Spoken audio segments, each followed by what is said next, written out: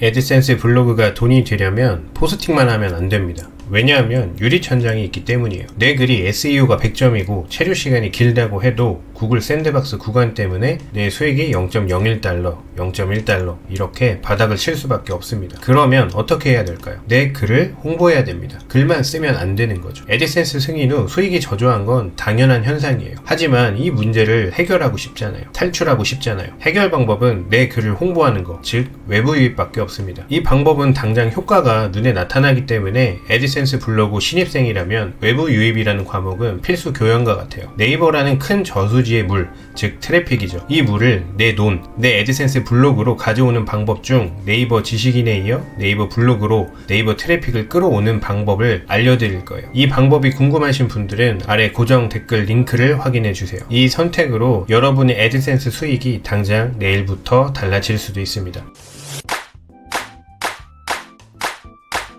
애드센스 블로그 돈 벌려고 시작했는데 수익이 너무 적다고 엉뚱한 길로 빠지시는 분들이 너무 많아요. 블로그에 글만 쓰는 건 가게 파리만 날리는데 음식이 맛이 없다고 생각해서 음식은 경쟁력이 있지만 계속 개발하는 것과 같아요. 이제 이 개념을 내 블로그에 적용해 볼게요. 글은 쌓여가는데 내 수익이 바닥을 치고 있으면 문제가 있다고 생각하는 게 당연합니다. 그리고 원인을 찾는 분들이 많아요.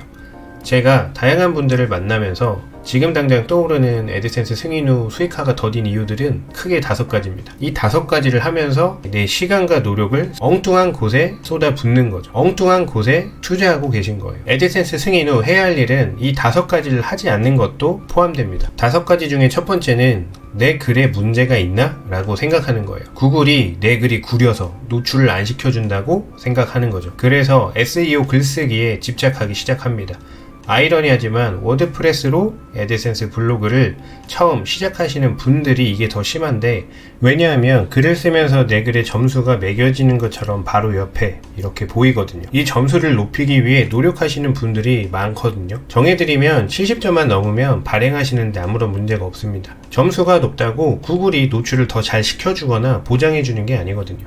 이 워드프레스 기준 랭크매스를 설치하신 분들은 이 점수에 너무 연연해 하지 않으셨으면 합니다. 기획한 글의 내용을 다 넣었어요. 그런데 이 랭크매스 점수를 높이기 위해서 무의미한 글자 수를 늘리고 불필요한 이미지를 넣으시면 안 됩니다. 무의미하게 글자 수를 늘리고 불필요한 이미지를 넣으면 오히려 더 독이 됩니다. 두 번째는 돈이 되는 키워드에 집착하시는 분들이 생기게 됩니다. 이 키워드는 검색량이 적으니까 글 써봤자 사람들도 안 들어오고 수익도 안 나겠지? 이런 생각에 매몰되기가 쉬워요. 이런 기준으로 키워드를 발굴하다 보면 검색량이 많은 키워드만 찾게 됩니다.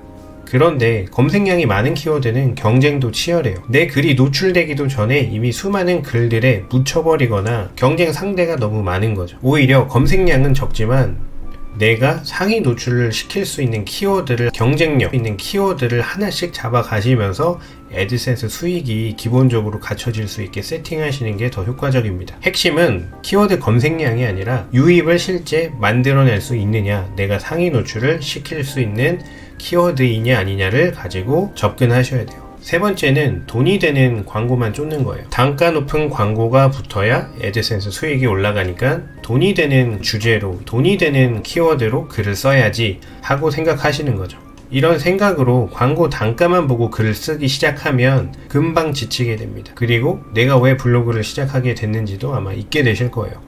물론 광고 단가가 높은 주제를 선택하시는 건 애드센스 수익에 분명히 도움이 됩니다. 하지만 그보다 중요한 건 사람들이 오래 머물 수 있는 글, 기레기처럼 작성된 글들은 그 내용의 질이 떨어질 수밖에 없어요. 이 키워드를 검색해서 들어온 사람들이 원하는 정보를 제공할 수가 없어요. 내 글을 읽으면서 검색자가 만족할 수 없게 돼요. 당연히 빠르게 뒤로 가기를 누를 수밖에 없겠죠. 당연히 뒤로 가기를 누르는 데이터가 남게 될 거고, 구글은 이 블로그, 이 사이트에서는 양질의 검색자가 만족할 만한 데이터가 없는데 돈이 되는 키워드만 쓰려고 하네? 이런 글에서는 광고 클릭률이 낮을 뿐만 아니라 구글에게도 부정적인 데이터를 남기게 돼요. 내 글을 클릭해서 들어왔는데 얼마 보지 않고 바로 뒤로 나가보, 왜? 원하는 정보가 없으니까요. 광고에 맞춰서 끼워 넣기식 내용만 질비하니까요. 그리고 반복적으로 이런 데이터가 쌓이게 되면 이 사이트는, 이 블로그는 돈이 되는 광고만 노리고 글을 쓰는데 검색자에게 만족할 만한 정보도 제공하지 않는다 라고 판단이 되면 구글은 광고주의 광고비를 아끼기 위해서라도 내 블로그에서 포스팅되는 노출 자체를 제한할 수도 있으시니까 돈이 되는 광고 키워드로만 글을 발행하시면 안 됩니다. 주의하셔야 돼요. 네 번째는 주제예요. 돈이 되는 키워드, 돈이 되는 광고와 같은 결의 내용인데 내 주제가 돈이 안 되는 주제라고 생각하는 거죠.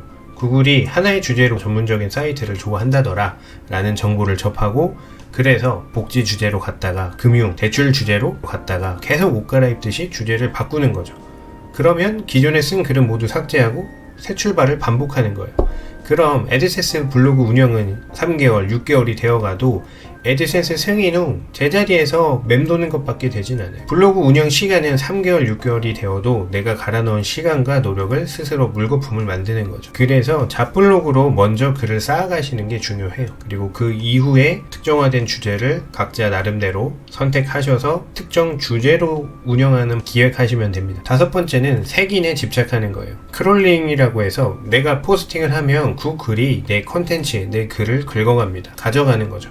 그런데 내가 포스팅은 많이 했는데 수익이 안 나고 있는 상황에서 우연히 메일에서 색인이 안 되었다라는 내용을 확인합니다. 내가 정성 들여 쓴 글을 구글이 안 가져가서 내 글이 노출이 안 되고 사람들이 들어오지 않고 수익이 나지 않는다고 생각하는 거죠. 그리고 이 색인 문제를 빨리 해결하기 위해서 검색하고 이것저것 해보면서 여러 가지 시도를 하지만 문제가 명확하게 해결되지 않아요. 그리고 지쳐갑니다. 그 사이에 포스팅한 시간은 뺏기게 되는 거죠. 빨리 포스팅 해야 되는데, 빨리 이 색인 문제를 해결해야 되는데 라고 하면서 마음이 조급해지죠. 그러면서 점점 수익화랑은 거리가 멀어지는 거예요. 알려드린 5가지 중에 여러분은 몇 개나 해당이 되시나요? 엉뚱한 길을 스스로 걸어 들어가신 건 아닌가요? 만약 엉뚱한 길로 접어들었다면 지금 어디쯤 계신가요? 내가 지금 어디에 있는지 뭘 하는지 막막하시다면 제자리로 다시 돌아오셔야 됩니다. 그리고 제대로 된 방향성을 가지고 나아가셔야 돼요. 그 방법이 궁금하시다면 집중해주세요. 앞서 알려드린 5가지는 절대 불필요한 게 아닙니다. SEO를 고려한 글쓰기 필요합니다. 그래서 점수로까지 랭크매스가 보여주는 거고요. 그리고 돈이 되는 키워드, 단가 높은 광고, 수익이 높은 주제, 맹목적으로 쫓아서는 안 되지만 돈 안 되는 키워드, 돈 안 되는 주제로 운영하시는 것도 추천드리진 않아요. 색인, 문제가 있다면 바로 잡아야죠. 이런 요소들을 톱니바퀴에 튀어나온 톱니라고 표현을 할게요. 없어서는 안 되지만 너무 갈고 닦을 필요도 없겠죠. 기본만 갖춰주면 돼요. 더 중요한 건 이 톱니바퀴가 돌아가는 거예요. 내게 수익을 안겨다 줄 수 있게 구동이 되고 움직여야 되는 거죠. 그럼 무엇을 해야 되느냐? 외부 유입을 해야 됩니다. 초보자일수록 외부 유입을 해야 돼요. 왜냐하면 유리 천장 아래 있으니까요. 샌드박스 구간에 갇혀 있으니까요. 구글만 믿고 기다리면 안 됩니다. 내가 유리 천장을 부시지는 못하지만 샌드박스 구간을 탈출할 수 있는 방법은 없지만 이 유리 천장 아래 샌드박스 구간 안에서 먹고 살만한 공간으로 바꿀 수는 있어요. 애드센스 수익을 다른 경로로 들여올 수 있는 거죠. 그래서 이전에 외부 유입을 추천드리면서 네이버 지식인을 소개해 드렸어요. 지식인을 이용한 외부 유입 방법을 알려드렸는데 영상을 보시고 실제 해보셨다라고 하면 그리고 똑똑하신 분들은 한 가지 의문을 가지셨을 거예요. 네이버에서 어떤 키워드를 검색했을 때 네이버가 노출시켜주는 섹션이 다르다. 지식인이 있을 수도 있고 네이버 플레이스가 될 수도 있고 광고가 될 수도 있죠. 블로그가 될 수도 있고요. 그래서 지식인 외부 유입을 위한 대전제 조건은 이 키워드가 네이버에서 노출이 될 때 상위 섹션에 지식인이 있느냐 였거든요. 그런데 키워드 중에는 상위 노출되는 섹션 중에 지식인이 꼭 아닐 수도 있잖아요. 뷰탭이나 인기글처럼 네이버 블로그 섹션이 상위인 키워드도 보셨을 겁니다. 그럼 이 키워드는 버려야 될까요? 외부 유입을 하면 안 될까요?